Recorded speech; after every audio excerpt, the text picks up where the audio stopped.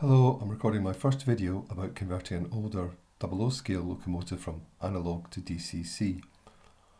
I've seen a lot of conversion videos but couldn't find one about the Bachmann Class 25, and as I'm attempting to convert it I thought I'd make a video to share with you. This Bachmann 25 was purchased in 1999 and here it is in its box. It's in BR blue, it's a nice smooth runner, and I thought I'd like it to run again as I've gone over to DCC for my new layout. As you can see, it doesn't mention anything about being DCC ready, so let's open the box and get it out.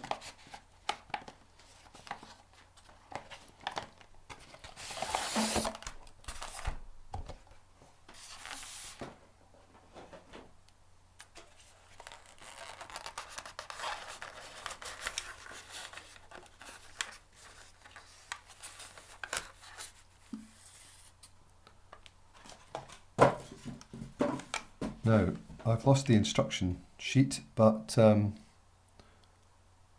search tells me it's 4 screws located in the deep holes around here. So I'll just open it up now. Having removed the screws, which you can see there I've kept in the little dish.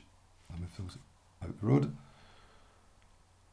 And it looks as if there is an 8-pin socket here.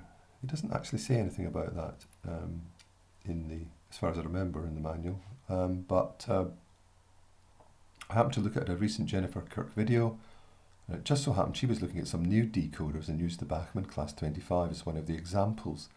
So I know it's been done and that it is an 8-pin socket. I'd also like to install directional lighting, and interestingly, if we look at the body, we can see there are a couple of spots at each end where one could place LEDs. So that's promising for adding some bicolour LEDs, maybe red and white. Hopefully the connections can be soldered to the PCB rather than the plug in the decoder itself.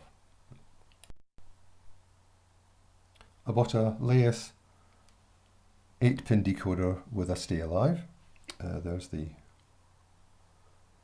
pin, the decoder,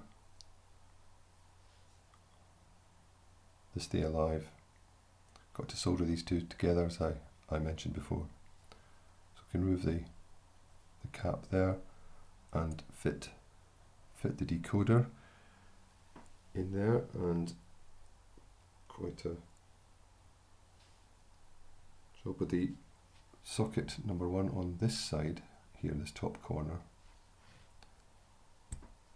In it goes.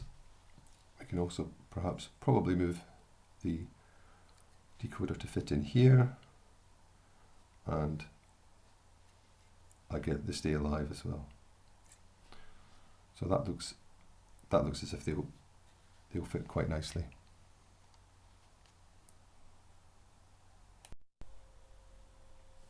Now for connecting the stay alive. I've disconnected the 8-pin socket, and now I'll tin and then join the wires, blue to blue and black to black. I'm using a slightly narrower heat shrink than provided because the wires are very thin. So let's get on with it.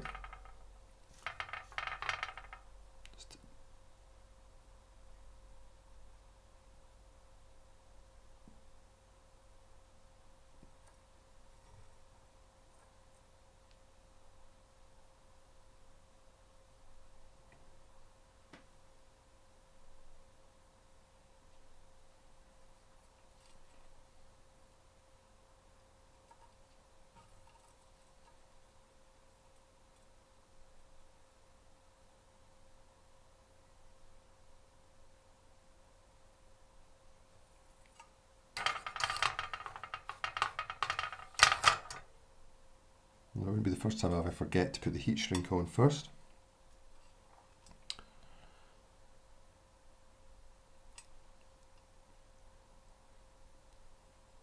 Get that down a bit, we don't want it shrinking in the heat from the solder.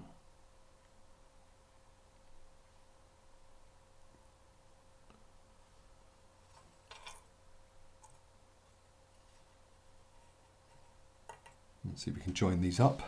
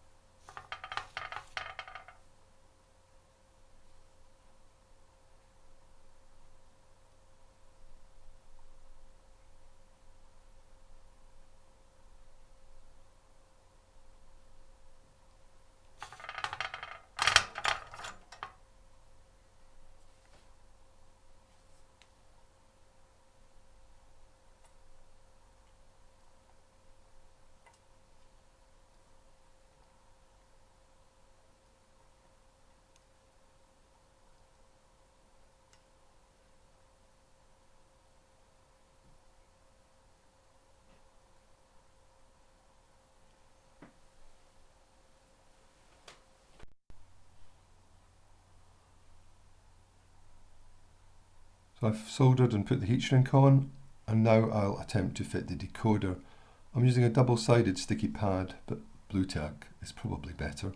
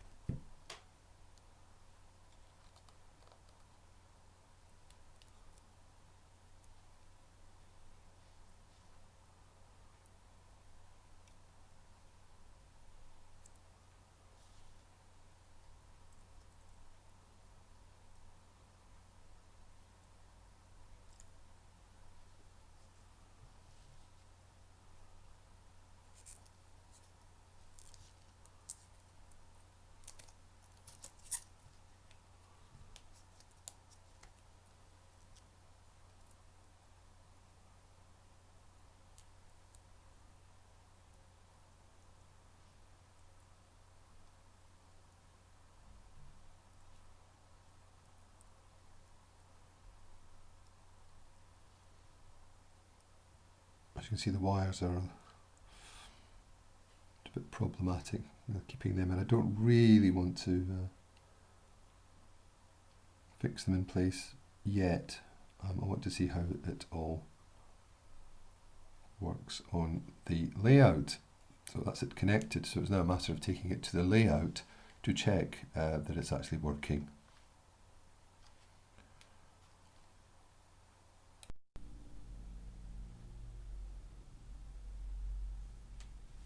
I've brought the model out to the DCC layout, and so let's see if it's going to work.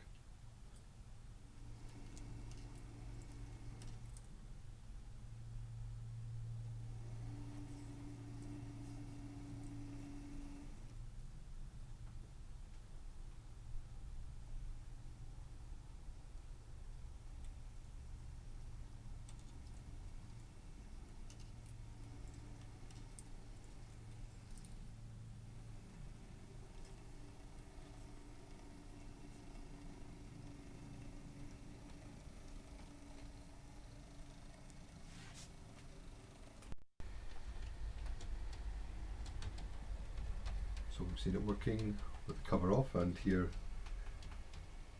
I'll put the cover back on again, and we can see it's moving quite nicely. It's quite a fast acceleration from this decoder, but it does allow you to run at quite slow speeds. I'm quite pleased with the results.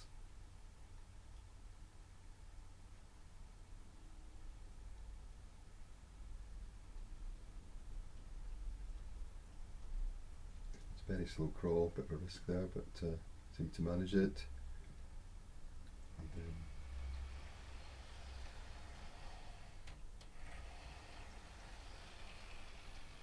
And that's all for now. Thank you very much for watching.